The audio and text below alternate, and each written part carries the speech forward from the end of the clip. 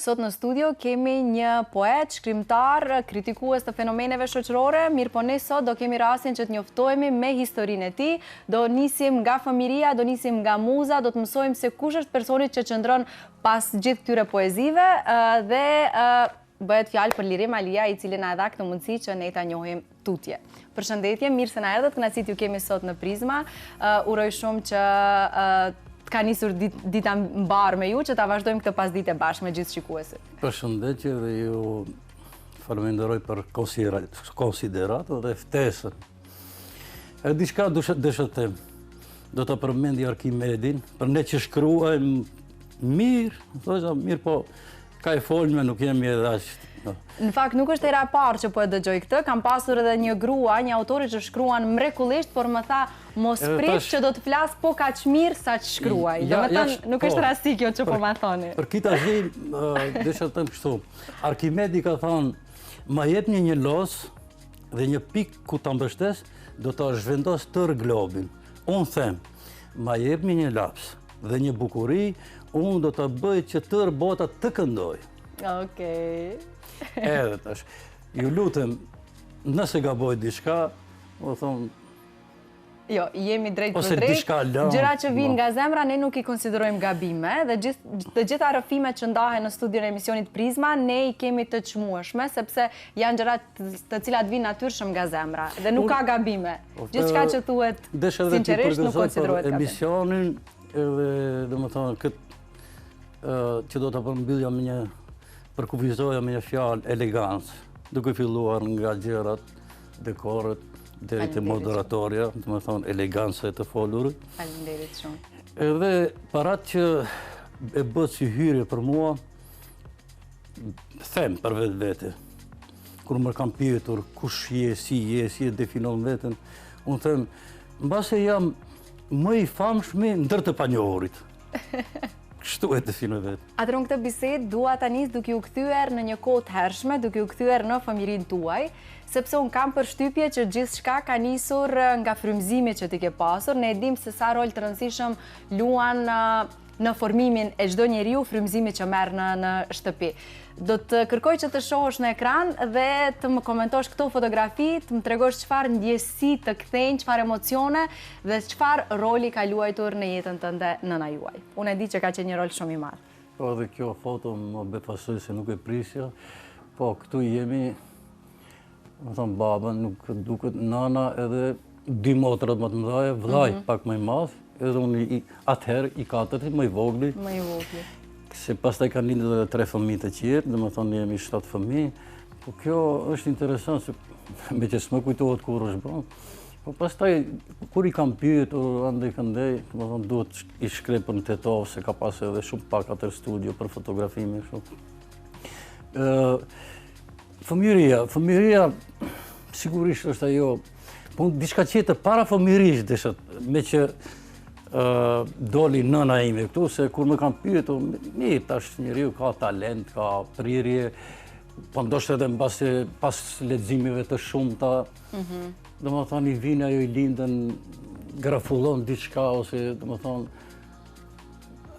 çdo lloj arti, edhe pastaj unë tash edhe kjo ma lidhi më se unë më duket se e kam të trashëguar si gjë nga nëna ime. Kjo nga nëna e vet. Po, nëna ime ka qenë me 4 muaj shkollë. Edhe, mirë po vjersha dinte plot. Lese vjersha dinte, që i kam mësu, domethënë, mbas 50 viti kujtonte edhe i thoshte me lëvizje. Ashtu si i kam mësu edhe çashtu asnjëherë nuk gabon. Edhe poezit veçantë të ralla të asaj kohe. Edhe unë i them, kujtohet edhe vetë kur bisedonte, mundohte çdo bisedë ta bëjë në mënyrë poetike. Edhe ashtu është ngjizur ajo. Pastaj kujtohet një poezi e moçme, ajo thoshte kështu. Duhet ta bëj një lidhje tjetër. Kështu e thoshte. Ku kam djalin, ku kam vajzën, mos më çonin në Itali. Jo, ata nuk kanë bërë krime, për atë s'deshan robri. Edhe ndodhi që ne krejt fëmijët shkuam në Itali. Vëllezëri dhe motra ndodhi një periudhë, ishin gjithë në Itali. Edhe kur flisja në telefon, ajo, Ja, tash emocionohet, ku kam ngjarë, ku kam vajzë. Ti e kujton oj, no, tham, hajde një tani dhe ti, edhe ajo erdhi, disa herë ka qenë, pastaj tash ka ndru jetë në vitin 2013.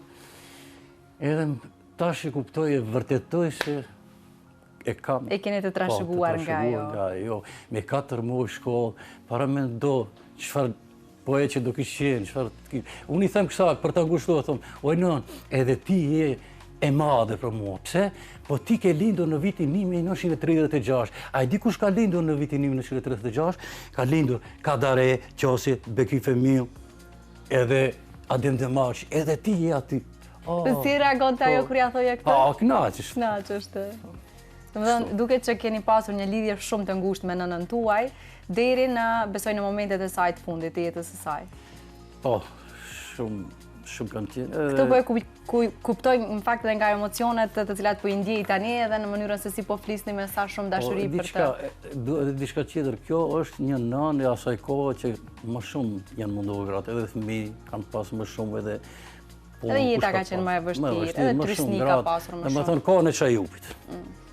Mos bëm shumë ekstrem, domethënë burrat në hije. Jo, ashtu, ama me të vërtetë kanë pas jetën e vështirë. Shumë e vërtet. Po ju në çfarë moshe e keni gjetur veten duke shkruar për herë të parë? Në momentin kur keni pa që vërtet keni talent dhe dëshironi që ta nxirrni në letër një mendim, një ndjesi që keni dhe keni pa që dini t'i radhisni fjalët shumë bukur, të cilat përfundojnë dhe rezultojnë të jenë poezi. Tash do të kaloj te baba im. Në vit, nuk e di, klasë 6-7 në shkollën fillore kam qenë, edhe atëherë si shpatosi dhe gëzimi revistat të moshme për fëmijë në gjuhën shqipe në Shkup, edhe ne konkuronim, çonin me poezi, edhe më ishte botu poezi e parë në gëzim. Ishte klasia të baba im e ka marrë atë poezinë, i ka prerë me gërshon, edhe e mbante në xhep, edhe ku shkote, shiko lirimi shka ka bojë. Do të një baba shumë krenar. E njëjta gjë pastaj e zbulova se i ka ndodhur edhe Dritor Agollit. Poezinë e parë kur i ka botu, shiko koincidencën, Dritor Agolli, edhe baba e tij e ka marrë poezinë, shiko çka ka bë Dritor, domethënë e njëjta gjë, por nuk e kisha ditur këtë. Pastaj prap edhe do lidhim edhe me Agollin, çka na lidh, domethënë dy gjëra na lidhin me Agollin, stili i parafërt të ati, dhe më thonë që ashtu e pëlqej dhe ka vazhdu si aj, ja mundu shkru si aj, edhe gratë me emrin Sadi, frymëzuese tonë. Pak më parë më the, për të qenë poet, duhet të kesh në jetë një Sadie. Dhe më thonë, kjo mbanë, qëndronë. Oke, ju kujtohet poezia e parë që e keni shkrujt, për të cilët na folet, na tha që baba ju e ka marrë me shumë krenari? Isha e kohë, dhe më thonë, vitet 80-at, ishim edhe më të kujdesshëm, kujtohet një poezi liria. Liria është kështu, liria është kështu, nuk unë këto të amon. Pastaj, vazhdoja të shkruaja, ndaj kanë të i po më mëse shumë ti... Tu jam... Dua jo rasisht e kam lënë të pjesën e mbishkrimit që e keni nda. Ishte koha kur ne 18 vjeçarët librat i donim më shumë se vajzat. Ma komenton pak edhe fotografin, edhe këtë periudhë kur ke qenë 18 vjeçar, po edhe ka qenë e vërtet që librat i donit më shumë se vajzat? Po, ka qenë. Pse ishte kështu?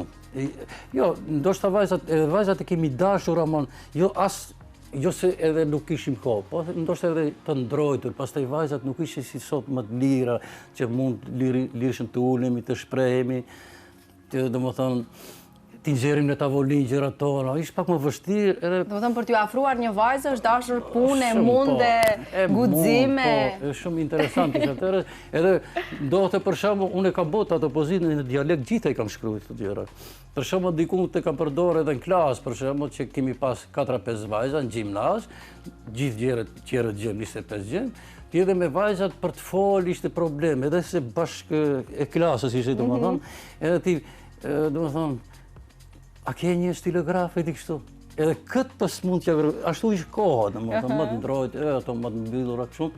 Mirë po, gjërat u thyen domethënë këtu. Edhe kaluam, këtu jemi student me këtë shokun në Prishtinë, do të banes afër Prishtinës së Kosovës. Ja, shiko, këtu pak më poshtë nuk dukën, libra, vetëm libra. Ndoshta dashurinë ose vajzat kishim lënë për më vonë. Di se kishte koha, për shembull, viti 87, 88. Edhe pikërisht në këtë vit e kam shkruar Don Kishotët në Korso, për elitën 5. E kam si poezi, e shkruajta pastaj po do flasim edhe për këtë më vonë. Patjetër. Po. Edhe këtu, kjo është shumë e vërtet. Nuk e them as me modesti, as edhe ta lavdroj veten, po është shumë e vërtet. Bilin vjeni natë, pse nuk kam qenë pak më i guzimshëm? E nëse e bëjmë një krahasim tani tek 18 vjeçarët e kësaj kohe, Kjo është a janë aty diku librat apo janë inexistent? Si e shihni ju këtë pjesë? A është fokusi komplet vetëm te vajzat dhe nuk lexohet fare? Jo, po tjetë të vajzat, shiko, një atërës, edhe prapë do të thënë, shumë gjëra i kam thënë në për poezi. Atërës, kështu i kishim një parim ne, o duaj e vajzën, si duhet, si e përdore me jepja hakun, ose hiç mos i fillo. Edhe do më thonë, ne nuk, këto tash, ndoshta pse kanë atë lirinë, takimeve, ndoshta shumë gjëra dhe i keq përdorin. Këtë liberalizëm të, më thonë që... Këtë qasje ka që të letë për të arritur në komunikim, rrjetet sociale e kanë thjeshtësuar, ndoshta shumë të Ndoshta, unë nuk pjesë. e di, në botën e të rinjve nuk kam një, se janë të shumë, kanë qëtër ritëm, qëtër përdorin, ndoshta, nuk e di tamam si është, tamam nëse ata, do më thonë, mundohen, për shembull, nëse janë ato, për shembull, mirë, unë tash këtë e takova, edhe ka të tjera, pastaj e di, do më thonë, nëse mendojnë kështu, jo. Duhet përqendrohen në atë, do më thonë, çka i thot zemra, nëse me të vërtet lindet dashuria, edhe, do më thonë, reciprokisht ndodhi kjo, edhe të shkohet deri në fund, do më thonë, me të gjitha mënyrat që të ruhet ajo. Nuk e di sa e kanë të rritë tash, isha uruar që t'jetë, do më thonë, kështu, ketë sinqeritet, ketë edhe përpullshmëri karakterësh, ose po edhe të nivelit të emancipimit që jetë. Unë jam martuar ma para me shkusi. Me mplesëri, e? Ne kemi ca fotografi edhe me bashkëshortën se dole taman tek pika ku ndesha të vazhdoja. Ju si jeni njohur me bashkëshortën tuaj? Te që vajzat i kishim lënë për më vonë, do me thënë baruat punë me libra dhe erdhi koha që të fokusoheshit pak edhe te vajzat. Njohja me bashkëshortën në çfarë rrethana ka ndodhur, pastaj do ta lexojmë edhe këtë mbishkrim që e keni nda që mua më bëri shumë përshtypje. Gratë duhet ta dinë. Po fillimisht më thuaj si e ke takuar Sadiën tënde? Si ka qenë takimi i parë, me qenë se ka ndodhur me mblesëri? Po, me mblesëri ishte, po unë atëherës edhe pse kjo e anës Shkupit, një fshat afër Shkupit, unë e Tetovës, ishte problem se viti 94 ka qenë kur jemi te ju. Edhe tash unë atëherë sa pa ta shku pak diku në 6, nuk e di janë Tiranë, isha anë Itali. Edhe më thonë, nëna ime më thirrën, e thotë është gati një nusë, duhet vishën. Çfarë mendove në atë moment? Unë kisha qera vizione, unë as që mendoj, edhe kohën, po i ke bo 26 vjetë, do thonë njerëzit, edhe mirë, më tash, hajtë do shumë, më të pak të ta shok kush është. Po nuk e dija do lejo, se ishin këto problemi, po ishte stove dhe unë e takova, kjo është 8 vjetë më resi unë. Ishte problem, po unë nuk do, për shembull, këto gjërat nuk du t'i mendoj unë, për shembull, po pse ti shka ke janë, më të që nuk e kam vetëm për vetë, pa jo, ndoshta nuk... Pra, nuk je treguar egoist, e ke mendu... Po, edhe unë i kisha qera plane, projekte, kështu, edhe lash, nere mora si me isha indiferent, pastaj dikur ndodhi që u taku, mande këndej, edhe u martu. Më thënë, pëlqimi ishte i ndërsjellët, u pëlqyet, vendosët që duhet shkoni për te. Po, pastaj ato gradualisht, dhe më thonë, ajo u galvanizua, ajo dashuri, duke u rritë, tash është tensioni shumë i lartë. Mirë, kemi në atë jetën martësore 4 fëmijë, 3 gjeme dhe një vajzë. Jeni bë tash edhe gjyshër, keni kaluar në një fazë tjetër të jetës që thuhet që është faza më e bukur. Po thonë, unë ende nuk e kam provu se gjani është në Svisër, nuk e kam pa. Do me thënë, ende nuk je taku, është vajzë ose djalë. Gjallë. Se unë mora një fotografi ku është imbuluar sigurisht fytyra e bebit, se desha të flasim për këtë fat. Ta lexoj këtë. Po, du të lexoj edhe është shumë e vërtet. Unë si lirim e them se është ajo që kam shumë i sinqert ka thënë. Se tash në rrjetet sociale gjitha ndej kjo kohët, nisi të fundit, të drejtat gratë ndej këndej ku diçka.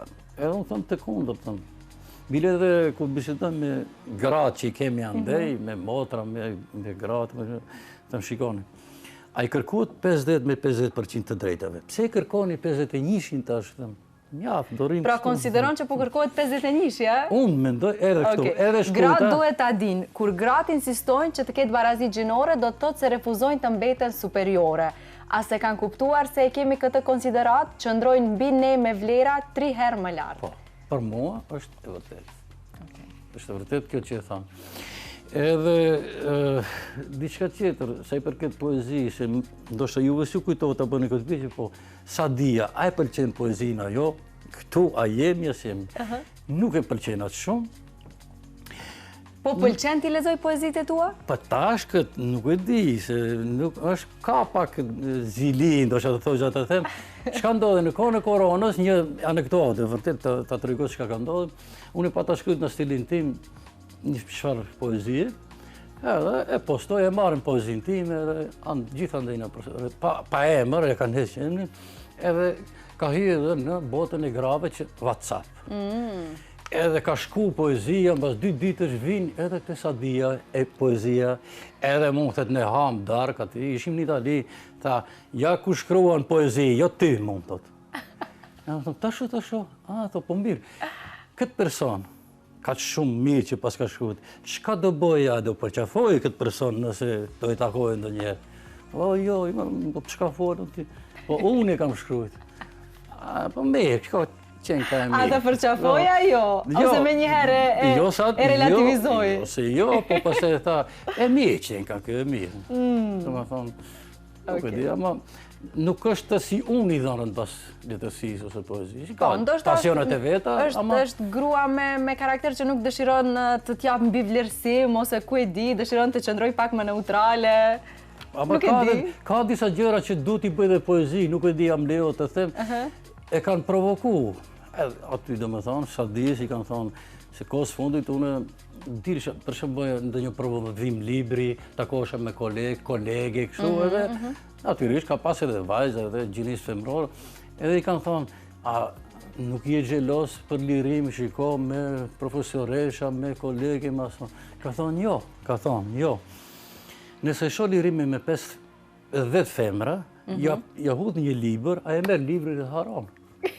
Dhe të në libri a merë përmendin më shumë se sa ato 5 femra që i ka përret. Sigurisht, atërë të shpalë më ndjerë dhe shumë mire, ka thonë. Okej, pra që ka tregu tamam një zonje vërtet. Dhe me këtë ka tregu që e një bashkëshortën e saj më mirë se çdo provokim që mund të vi. E ka fisnikrinë e vetë, ajo, po. Përveç familjes, një pjesë shumë e rëndësishme e ytja tashmë do jetë edhe titulli i ri që jeni bërë gjyshër, e thash që do kaloni në një fazë komplet të re. Kur pritni që ta takoni bebushin? Po, mendoj ka mu i gusht, ato do vi një 2 javë ose 3, dhe më thonë gjali i madhë edhe reja. Gjali u kalin të është që para më shumë se 2 muaj ka. Në Zvicër janë,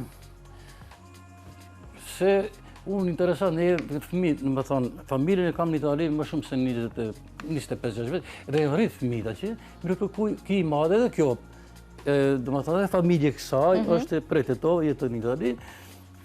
Ishte vendimi tyre që të vazhdojnjitën në Zvicër? Po, shkojnë në Zvicër, pak në thonë të aprovojmë, shkuan, mirë, ta dalimi i madhë, se jeta në Itali është pak më rahat për qëtu, më allegro janë ato, më kështu si me thonë.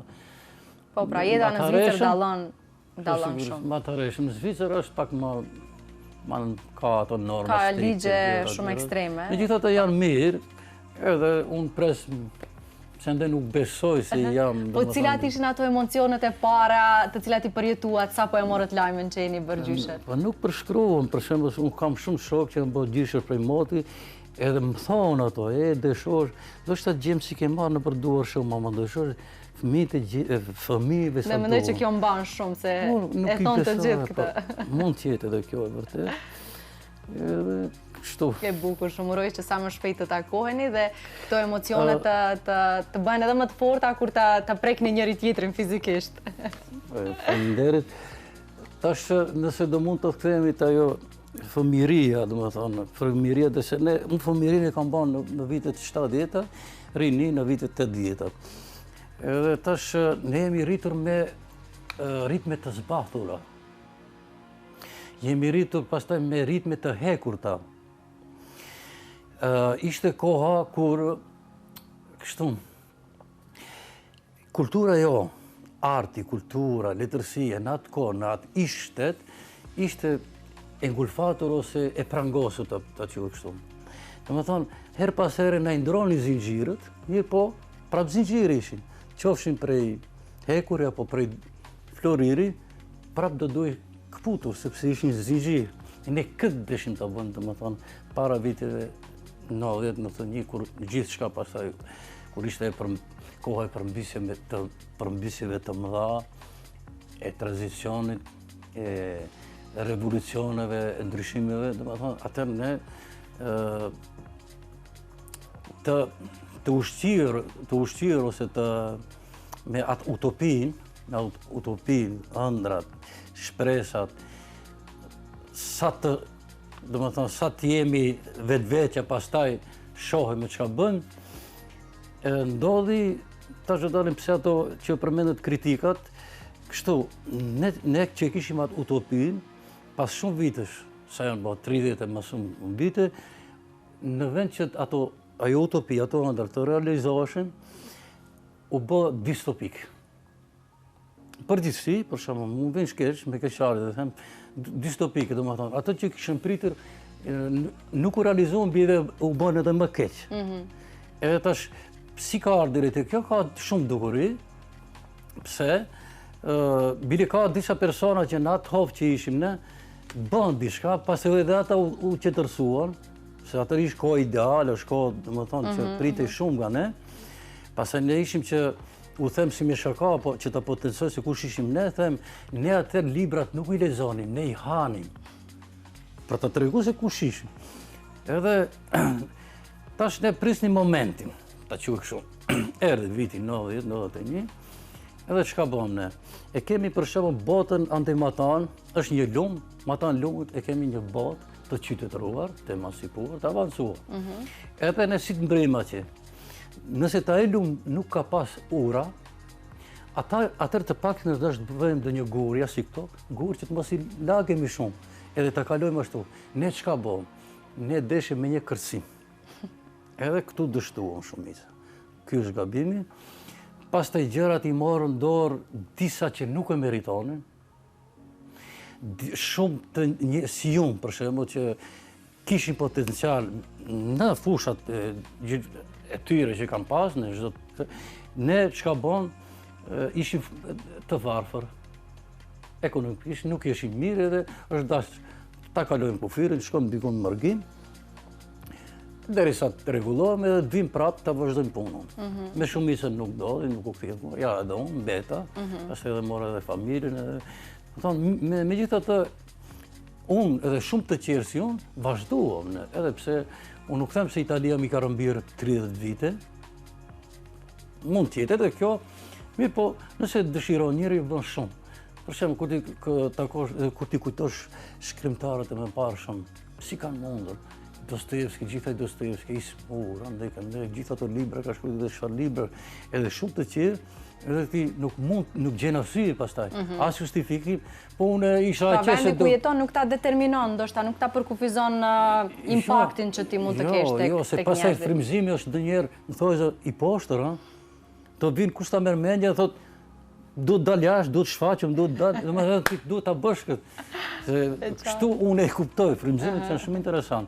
Ka frymëzime, e hinëm në një temë tjetër, që vinë për shembull këtë vit, për shembull kur je i ri, nuk e ke atë mjeshtri që ta shfaqesh, pastaj rikthehet. Kryesori nuk të lerat. Ose vjen pjesë ti mjafton aftësisë në çfarë zhanri do ta shfaqesh, domethënë edhe ama nuk tolerohet, nëse je poet me të vërtet, i lindur. E qartë. Kështu, pastaj që kur e përmenda atërës distopin, edhe prandaj edhe shumë herë i kam kritikuar, mirë po jam ruajtur, mos ta tepër se ka edhe. A janë poetët njerëzit më pak të këndshëm për pushtetin? Me qenë se ju vazhdimisht i kritikoni, por i kritikoni me elegant, dhe duke që kjo elegant që ju e zgjedhni, atyre ju pengot dhe ju vret edhe më shumë. Po, ju dhemb edhe më shumë. Është vërtet se poetët përgjithësi nuk janë të përshtatshme, duhet të jenë. Unë e kam thënë dikun se poetët ose artistët duhet të jenë opozita, opozitës së opozitës. Duke lidhur me Platonin, ne nuk jemi vërtet, ne jemi hijet e ideve tona. Por çka janë dashuria, ëndra, gjërat abstrakte, ato janë hijet e hijeve tona. Platoni, unë tash e lidha me atë, ne do të jemi opozit e opozitës së opozitës, nëse më të vërtet që tamam, se unë e kam edhe një poezi, domethënë pse është një artist, ne duhet ka pasur edhe që kam pësuar keq, me histori, për shembull, Ovidi para 2400 vitesh është dashur ka shkruar diçka ashtu si edhe shumë filozofë të tjerë. E kanë pësuar nga është dashur të bëjnë të kalojnë në ekzil, vetëm ama nuk kanë dalur, kemi shumë të tillë. Mendoj se kjo e bën një poet të jeti vërtet, dhe t'i qëndroj. Kjo tash më kujtu, pse ndodhi këtë, një fenomen i çuditshëm, shumë fenomene, po do ta përmendi këtë. Neve na mungon, kjo gjenerata që përmendim ne, na mungon harmonia, afrimi, lidhjet tona. Për shembull, nëse i marrim rilindasit tanë, kanë pas kolonitë të tyre, për shembull, Bukureshti, Sofia, Egjipti, Stambolli, edhe Arbreshët, deri diku i kanë pas edhe pse kurse shumë të rënda kanë pas ndërmjet i harmoni, lidhje, bashkëpunim, neve kjo na mungon. Nuk e di pse janë krijuar, domethënë një grup poetësh që një andej klane, domethënë gjithandej edhe profesorë edhe të ndryshëm, edhe poetë, edhe tash kjo mua brengos se në vend që të afrohemi, për shembull, ku ta gjejmë atë kur Pushkini i thotë Gogolit, i thotë shiko, e kam një ide, një subjekt, një diçka, një ngjarje, duhet ta bëj një roman, ama nuk mund ta bëj. Sa i madh ka qenë Pushkini, i ka thonë Gogolit, ti do ta bësh. Bëhet fjalë për shpirtra të vdekur ose frymë të vdekur, me sigurinë e keni lexuar roman shumë jashtëzakonshëm, e bën nuk ka pas azili. Pastaj më vonë se Gogoli ka dhënë një novelë ose tregim Kapota. Dostojevski çka thot për Gogolin tash? Thot ne shkrimtarët, tash jemi kush jemi, mirë po duhet t'ia dim për nder se kemi dalë nga Kapota e Gogolit. Domethënë nuk ka pas zili, nuk ka pas, domethënë, ne nuk e kemi. Kanë kohë tjera, po, kanë qenë komplet kohë tjera. Tani duhet të kaloj tek një pjesë shumë e bukur që ndoshta jo shumë njerëz e dinë, unë e përmenda në vetë hapje sepse desha që të kenë të qartë njerëzit punën tënde shumë kohë më parë. Po flasim për bashkëpunimin me grupin Elita 5, e përmendet një nga këngët tjera të para, ndër të parat me tekstin të cilin ja keni dhënë Elitës 5, por kënga e cila bëri revolucion është kënga Al Capone dhe pas kësaj kënge fshiheni ju. Teksti është i juaj. Më thuani cila është historia juaj e përbashkët me Elitën 5, si ka nisur bashkëpunimi mes jush, si ndodhi që ju t'i shkruani tekstet e këngëve të tyre? Po, është vërtet se mua më shumë më njohen për tekstet e para të Elitës 5, grupit Elita 5, sidomos për Al Capone. Periudha e artë e grupit Elita 5, do thoja. Tash diçka duhet, nuk e di ato në për intervista i kanë thënë ose, po kështu ka. Ne të i kërkoj falje mikes ime, po do ta tregoj, asnjëherë nuk e kam treguar këtë. Vokalisti Arif Ziberi e ka një motër, e ka pas një gjimnas, kemi qenë një gjenerat, dhe përshëndes Hava Ziberi. Ne ajo ishim shok, miq, edhe e kish vrejt atë talenti se shkruani me një shok tjetër, edhe kur erdhi viti për shumë 89-90, këto tekst janë shkruar atë. Tha, pse nuk e provon, tha, të shkruash tekst e këngësh? Edhe ma tregoj se këto sa po e kishin formuar grupin, po. 88 apo 9, ama unë këto i kam shkruar në vitin 88 dhe 89 tekstet. Më thosh, nuk e di si bëhet një tekst, hajde do i shkruaj. Është shumë interesant se tekstet janë shkruar, pastaj diçka tjetër se këtu kemi diçka interesant. Tekstet janë shkruar, domethënë, ajo simetria, vargu, rokjet, edhe pa marrë parasysh përmbajtje, edhe ato nuk ka thonë për shembull muzikën e kemi gati, bëndoj tekstin. Jo. Tekstet ju ka kompozuar mbas 5 muajve, 6. Pastaj ato i kanë kombinuar. Asnjë ndërhyrje, shumë mirë kanë dalë, perfekte. Ndoshta e kanë gjetë kohën të dia, domethënë, për shkriju. Edhe tash është koha ndryshe, e kanë muzikën, idenë, edhe autorin. Kështu e kemi idenë, e kemi muzikën, amon. Kjo është sot bëhet kështu.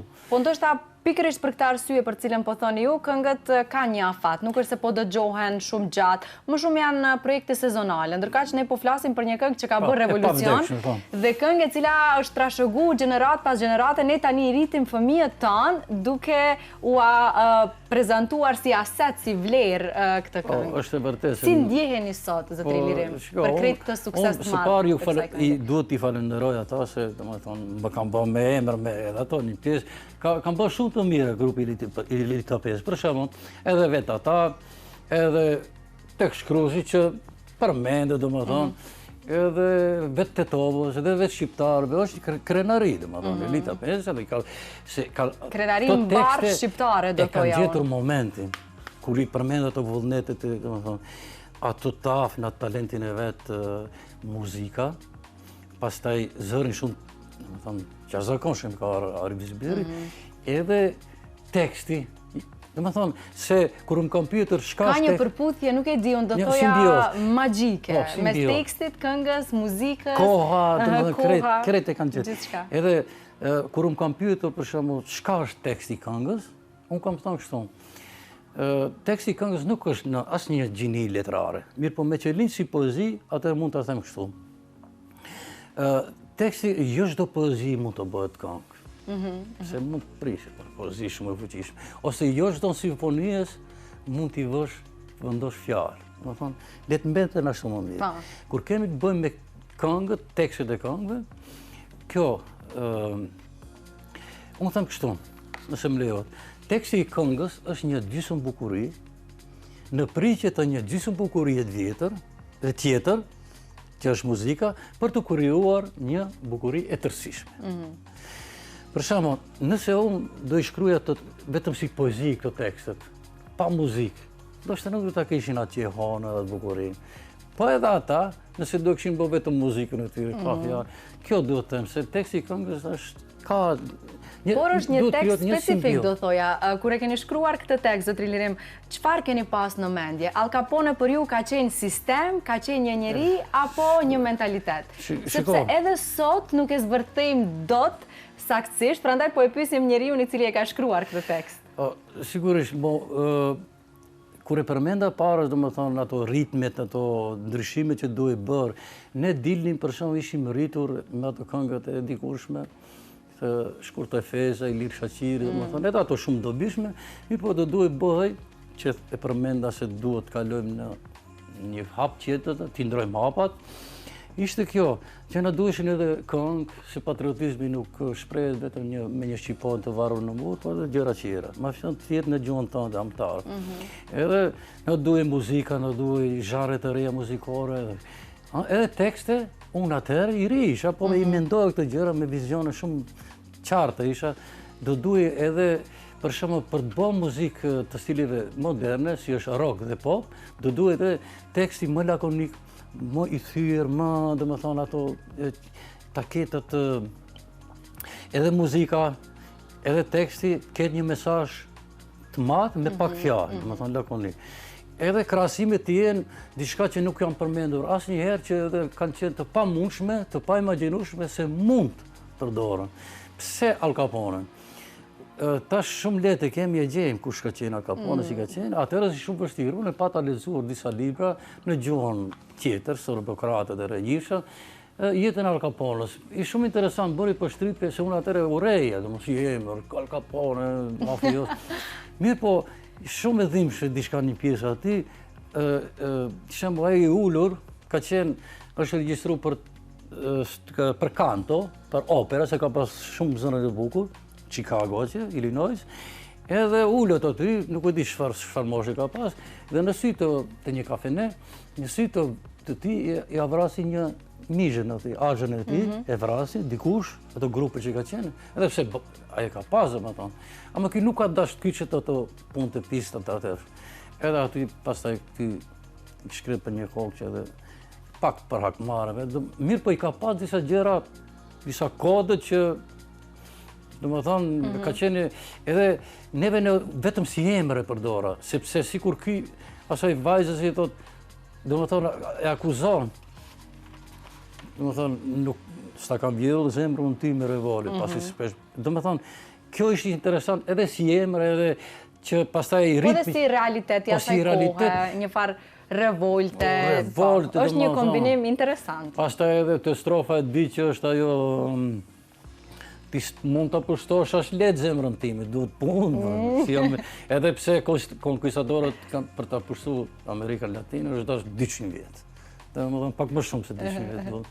Kështu ato krahasimet interesante. Shumë interesante. Edhe para se përmenda Don Kishotët në Korçë, kanë kushtu Prishtinës, qytetit Prishtina. Për shembull Don Kishotët në Korçë janë ato policët që rrinin në paramendat e shko demonstratës, domethënë. Korçë nuk ka 33, po e kishin mbuluar Korçën njerëz policë, Don Kishot. Kishim edhe alegori, se ndeshim në ish shtetin atëshëm, kishim edhe kujdes, kishtë alegori, dashuri, e përzirë, këto më thonë, është dashur t'i ndrojmë hapat, edhe shumë mirë u bo. Pa edhe pas Elitës 5 kam shkruajtur me disa qenë, me 3 grupe më të reja, po nuk e di sa njihen ato. Po gjithsesi, këngët e Elitës 5 do mbeten legjendare, ashtu siç është edhe Elita 5, një grup legjendar. Po, mirë u bo, edhe tash më mbetet ju t'i falenderoj. Patjetër, duhet jeni krenar për punën që keni bë. Ne jemi drejt fundit, zotri Lirim, kam një pyetje më të përgjithshme, por që dua përgjigje të shkurtër në këtë. A mendoni apo a konsideroni që po jetojmë në kohën e ignorancës organizuar?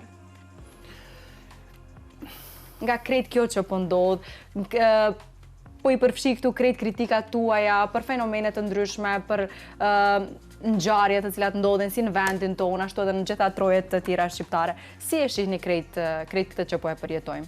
Mund të jetë edhe kjo, qëndron, mirë po unë do kësha thonë ndryshë. Apo kemi edhe frikë nga e vërteta? Jo, nuk kam, unë sidomos nuk kam. Kemi si shoqëri, po them? Më shumë edhe teatr mbetja, do më thonë, ke një shok që është qetërsuar dhe është në atë anë, edhe ti për shkak të ati nuk do një mik edhe kjo për hatër, po unë do kësha thonë diçka tjetër, ignoranca po se po edhe më duke se gjërat nuk janë aty, por nuk e kanë vendin e vetë.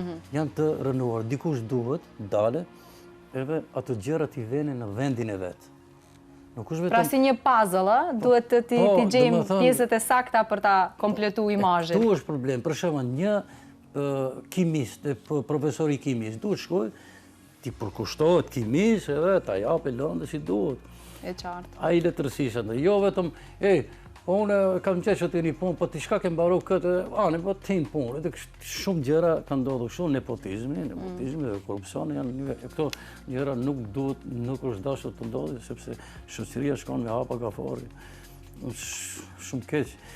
Po tash a ka forë që mund të androj gjërat.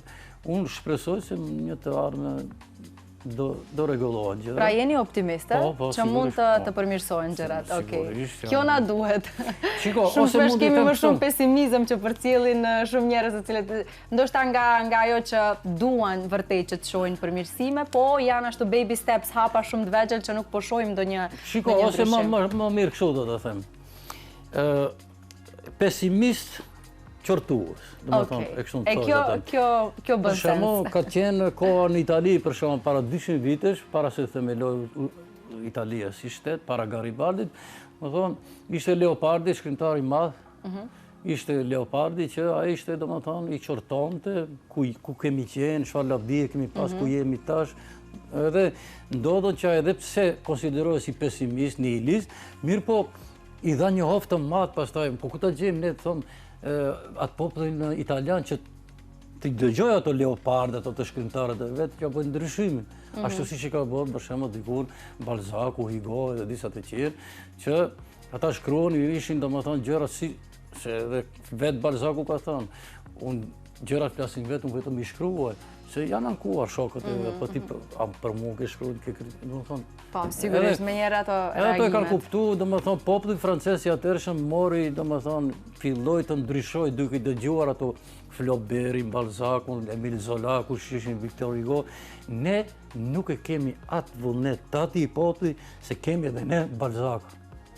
Kemi edhe ne shkrimtarë, dhe ne kemi shumë talente të ndryshme, duhet jepet hapësirë më shumë, edhe një lehtësim që ta shprehin atë që mendojnë. Edhe populli të filloj ti dëgjoj këta. Po. Bëj hapa të ndryshimin. Vetëm kështu.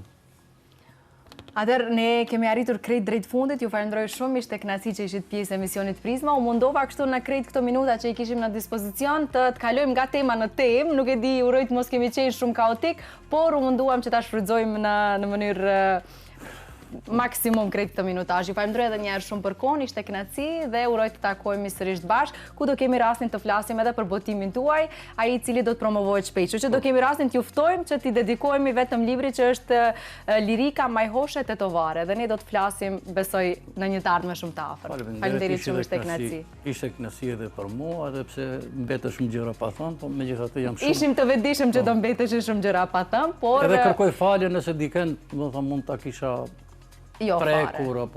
Emisionet ne i kemi çdo ditë, kështu që neve na duhen të ftuar për të diskutuar në fenomenet tona shoqërore. Shpresoj të kisha dalë mirë duke folur, kjo më intereson më shumë.